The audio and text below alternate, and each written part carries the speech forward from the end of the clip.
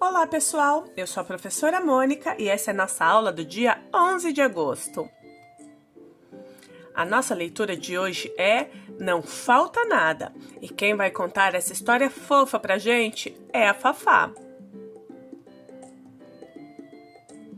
Agora, nós vamos ver dois pequenos vídeos. O primeiro fala os sons da letra C. E o segundo vídeo fala a respeito dos sons e das palavrinhas que nós escrevemos com as letras C e U, que andam sempre juntinhas. Vamos ver?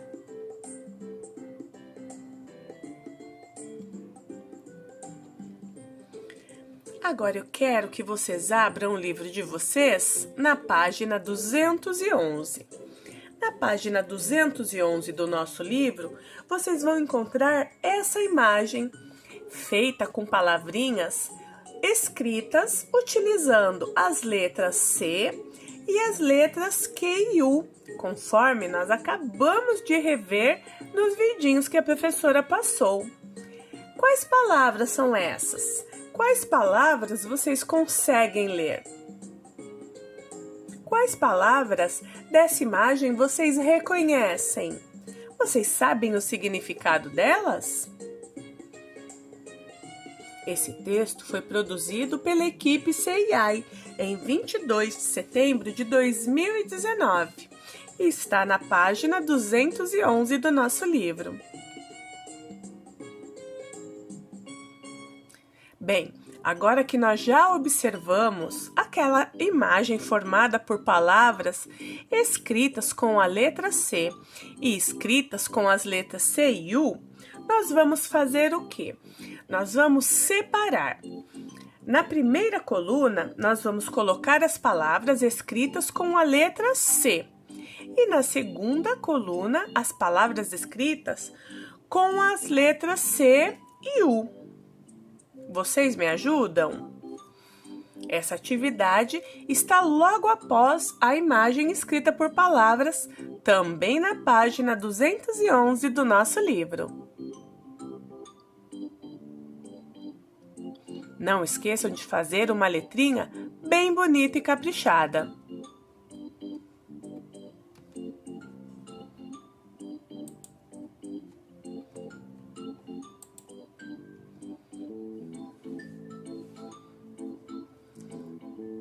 Para relembrar, você percebeu que quando a letra C está acompanhada por E e por I, ela muda de som?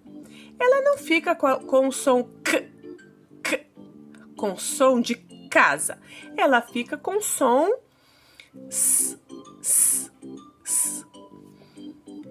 Vamos ler algumas palavrinhas e circular somente as que estão na regra citada?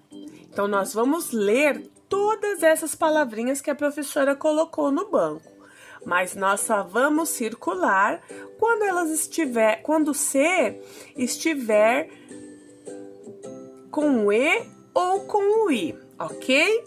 Vamos lá fazer a leitura? Primeira palavrinha, camisola. Segunda palavrinha, cenoura. Terceira palavrinha, pescoço. Quarta palavrinha, corda. Quinta palavrinha, saci. Agora nós vamos para a segunda coluna. Cinema, cesta, carroça, celular, acerola. Terceira coluna, cabeça, corrente, casa, cerca, 5. Última coluna, circo, camelo, copo, cisco, cavalo. Essa atividade é para a gente sempre se lembrar que quando o C vem junto com o E, quando o C vem junto com o I, ele fica com som de S. Vamos treinar um pouquinho essa essa atividade? Aqui na página dessa atividade, a professora deixou um link de uma página que tem um joguinho muito legal para nós treinarmos. Vamos lá? Ortografia C ou QU. O link está na página da atividade. Nós clicamos no link e depois clicamos aqui, começar.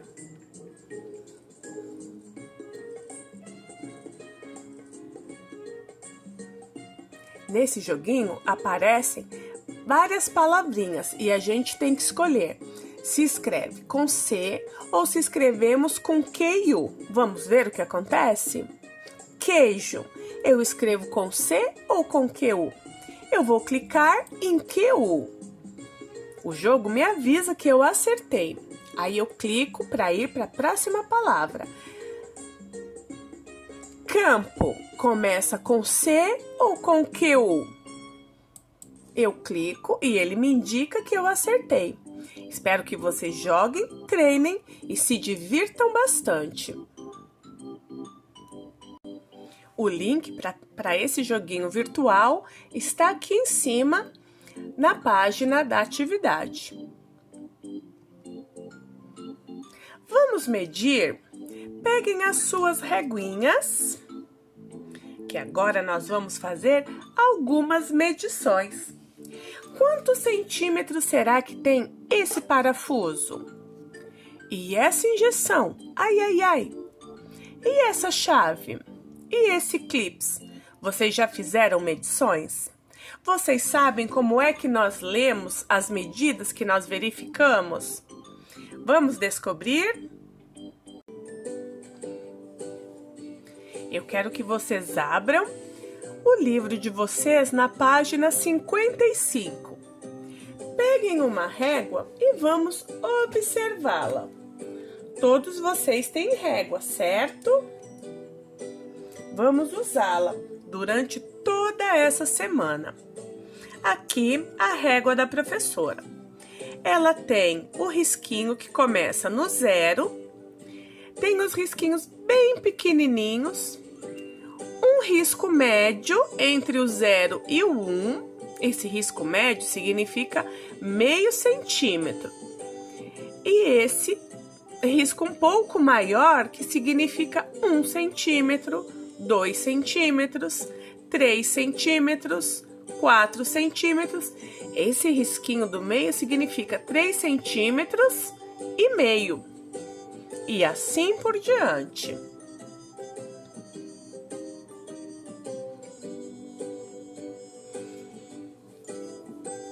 Agora nós vamos responder as perguntinhas da página 55. O que significam os números que aparecem nas réguas? Qual é o menor número que aparece na sua régua? E o maior? Quem não tem régua, não se preocupe, porque na página 55 tem uma régua que contém todas as informações necessárias para responder a essas 3 perguntinhas. Agora vocês vão pegar uma régua e medir o comprimento dessas 2 fitas. Para fazer a medição, nós colocamos o risquinho do número 0 no começo da medida e verificamos aonde a imagem termina. Observando aqui pela minha régua, eu posso dizer, a primeira imagem tem 20 centímetros. Agora eu quero que vocês façam a medição da segunda imagem e respondam as perguntinhas. Quantos centímetros tem a fita com desenho de sóis? Ops, a professora falou, mas foi sem querer. Perguntinha B. E a fita com desenho de estrelas? Lembrem-se que vocês devem colocar o risquinho do 0 bem no comecinho da imagem e observar aonde, em qual número, em cima de qual número a imagem termina. O tamanho da imagem é representado pelo número no qual ela termina. A professora vai dar um exemplo para vocês. Eu tenho aqui uma personagem do Snoopy e eu vou medi-la. Então, eu coloco aqui o número 0 no comecinho da imagem e faço a medição. Vocês estão vendo que a figura termina em cima do número 9? Isso significa que a minha personagem tem 9 centímetros. Quando vocês verificarem as medições, forem fazer medições, o número aonde termina a figura ou a imagem ou o objeto é o número correspondente ao tamanho desse objeto. Agora, nós vamos fazer algumas medições. Peguem a reguinha de vocês, que nós vamos medir um lápis. Cada um vai medir o seu próprio lápis. Isso significa que nós teremos tamanhos diferentes. O lápis da tia tem 11 centímetros. Ele não é um lápis novo, mas ele ainda tem 11 centímetros. Depois, está escrito para medir o tampo da carteira. A professora mudou. Eu coloquei aqui embaixo para vocês medirem o caderno de vocês. Depois, nós vamos medir o nosso livro. Aqui está o livro e aqui está a medição dele. Nós vamos medir o comprimento do livro. Em qual número termina o nosso livro? Vocês vão anotar nesta tabela. Depois vocês vão medir o estojo, o apontador e o celular. Não esqueçam de anotar os números que vocês encontraram aqui nessa tabela que está na nossa página 56. Para ler e refletir, profissões da escola. A rotina dos profissionais que trabalham na escola. Ontem nós falamos a respeito da rotina dos alunos. Hoje nós vamos falar da rotina das pessoas que trabalham na escola. Conheça alguns profissionais que trabalham em diferentes escolas e veja o que eles dizem sobre a rotina deles e o horário em que trabalham. Todos os dias preparo a merenda dos alunos. Meu horário de trabalho vai das 9 horas da manhã até às 6 horas da tarde. Aos sábados e domingos, eu descanso e aproveito para ficar com a minha família. Essa é a rotina de quem? Do merendeiro da escola. No período da tarde, dou aula para crianças de 7 a 10 anos. À noite, sou professora de uma turma de jovens e adultos que trabalham durante o dia e depois vão para a escola. Aos sábados, dou aulas apenas no período da tarde. No domingo, costumo passear com a família e os amigos. Essa é a rotina de quem? Da professora. Para abrir a escola e receber os alunos, começo a trabalhar às 6 horas da manhã. Ao longo do dia, acompanho a entrada e saída de alunos e de outras pessoas da escola. Meu trabalho termina às 2 horas da tarde. Essa rotina se repete de segunda a sexta-feira. Essa é a rotina de quem?